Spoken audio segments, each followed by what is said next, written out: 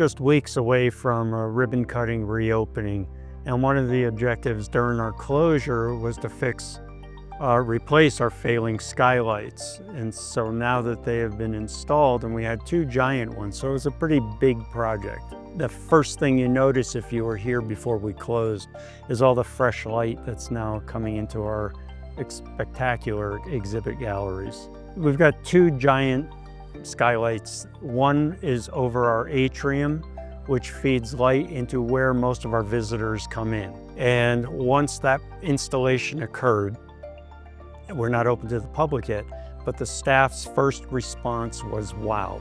You had to have been here before to understand how much new light is coming into the atrium. And it gives a lighter, fresh feel to a very popular, well-trafficked area.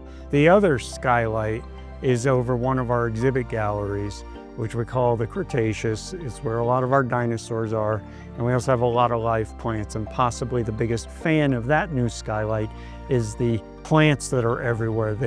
Maybe it's my imagination, but they sure look a lot greener with the fresh light. I think it's gonna be great. The public's gonna come in here. We are one of the most visited museums in New Mexico. I'm just looking forward to watching their faces and say something's different. And it might take them a few moments to realize, wow, look at all this lighting. It's gonna be one of those subtle things, but they're gonna notice a difference.